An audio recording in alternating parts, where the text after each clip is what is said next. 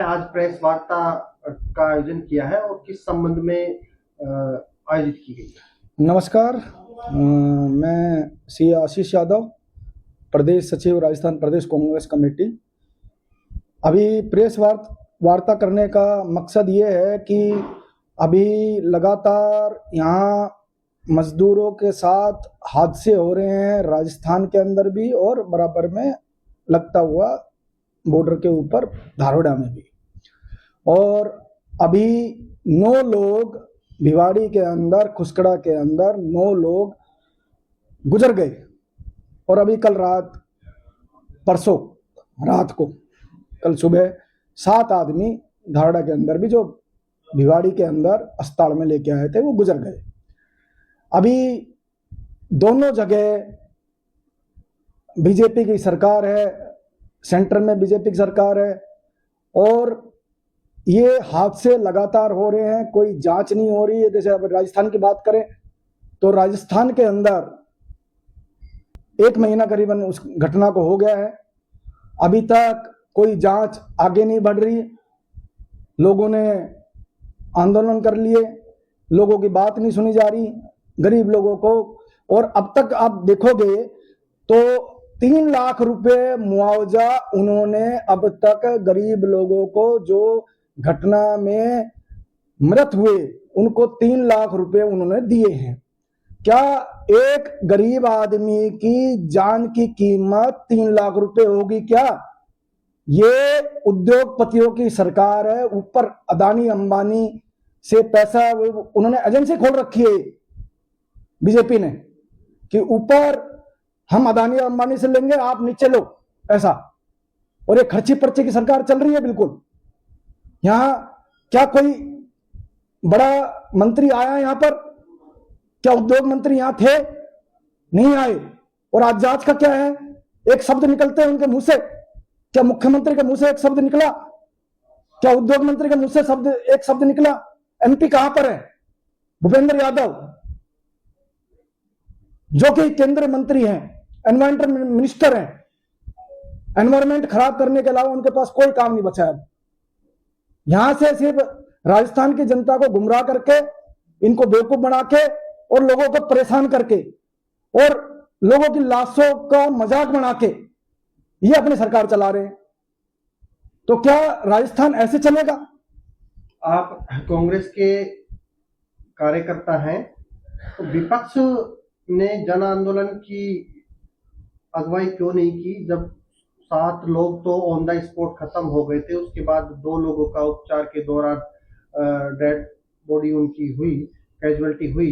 उसके बाद जो कांग्रेस के तमाम जो बड़े दिग्गज नेता है, चाहे पूर्व केंद्रीय मंत्री रहे भंवर जितेंद्र, वो भी दिखाई नहीं दिए, और जो कई आला अधिकारी है कांग्रेस के वरिष्ठ कार्यकर्ता, वो भी नजर नहीं आए, लोगों से मिलने तक नहीं पहुंचे। जबकि बीजेपी तो ये कहती है कि जिस समय हादसा हुआ, संवेदना व्यक्त करने के लिए वर्तमान विधायक महंत बालकनाथ और केंद्रीय राज्य मंत्री जो राजस्थान सरकार में संजय शर्मा, वो भी तुरंत घटना स्थल के ऊपर पहुंच गए थे, लेकिन विपक्ष कहीं दिखाई नहीं दिया। क्या कमजोरी रही विपक्ष? नहीं, विपक्ष की कोई कमजोरी नहीं रही, विपक्ष वहां मौजूद था। आपके सामने आपने देखा होगा कि पत्रकारों को वहां से भगाया जा रहा था उस टाइम भी, क्योंकि मेन स्ट्रीम मीडिया तो कुछ दिखाती नहीं है। जो आप लोग, जो अपने पत्रकार हैं, जो सोशल मीडिया के माध्यम से लोगों के तक बात पहुंचाते हैं, उनको भी धक्के मार के बाहर निकाला जा रहा था।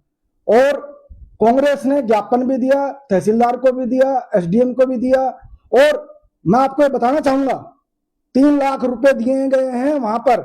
और इमरान भाई हैं अपने यहां से भिवाड़ी से, उन्होंने अपने पर्सनली और उनके दबाव में ही आके उन्होंने 3 लाख रुपए दिए हैं प्रशासन ने, और उन्होंने पर्सनली भी लोगों से पैसे दिलवाए हैं उनको।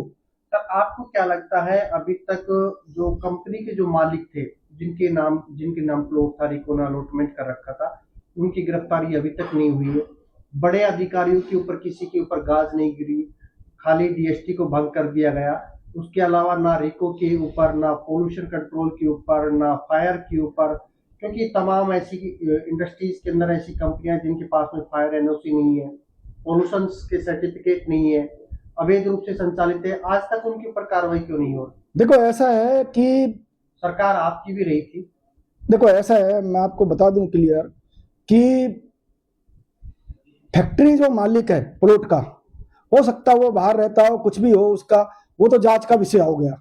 लेकिन अधिकारियों के ऊपर, क्योंकि प्रशासन को ही ये औद्योगिक एरिया चलाना पड़ता है, उसमें बीडा की जिम्मेवारी भी है, रिक्को की भी है, प्रदूषण डिपार्टमेंट की भी है, अग्निशमन डिपार्टमेंट की भी है।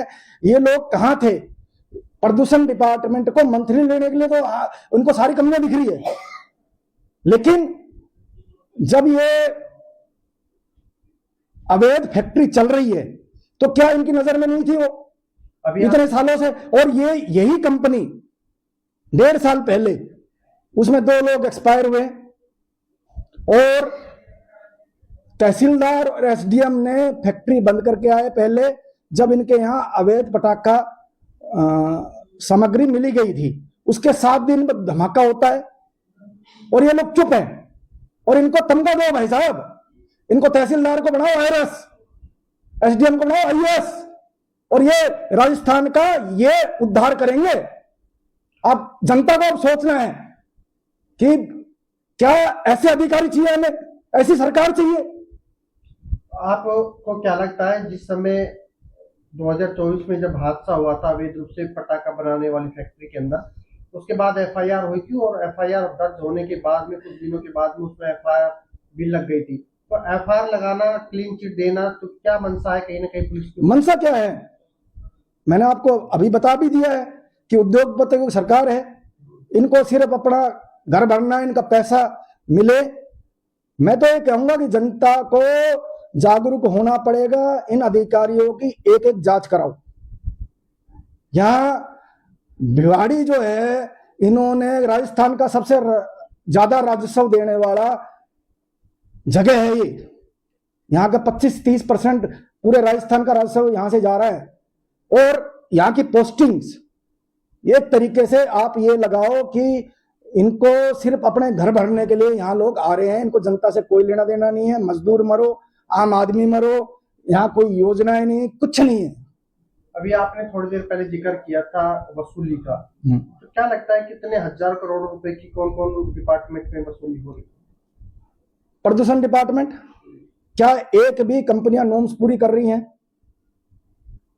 आप बिना बीजेपी शासित प्रदेश के अलावा कोई भी राज्य से एजेंसियां बुला लो और इनकी जांच करवा लो प्रदूषण डिपार्टमेंट कंपनियों की।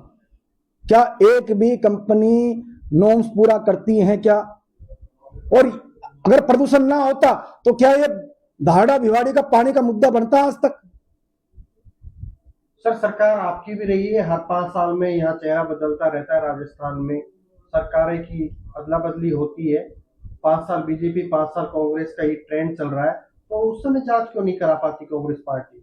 देखो, होता यह है कि आज मान लो हादसा हो गया है, अब जैसे आप अभी के मामले में बताएं आपको, खुसकड़ा वाले में, इसके अंदर क्या हुआ है, एफआईआर जो लिखवाई गई है वो बिहार के लोगों, उनके परिजनों के लिखवा दी। बेचारे गरीब आदमी हैं, बिहार से क्या वो मुकदमा लड़ने आएंगे? यहाँ सरकार को परिवादी नहीं बनना चाहिए था।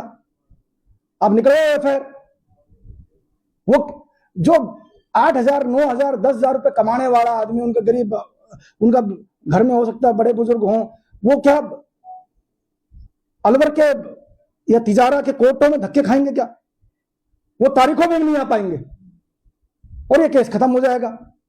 कांग्रेस आएगी तो क्या देखेगी? हालांकि इतना अश्योर जरूर करता हूं, अगर कांग्रेस आई वापस तो इनको रीओपन करवाएंगे केस को।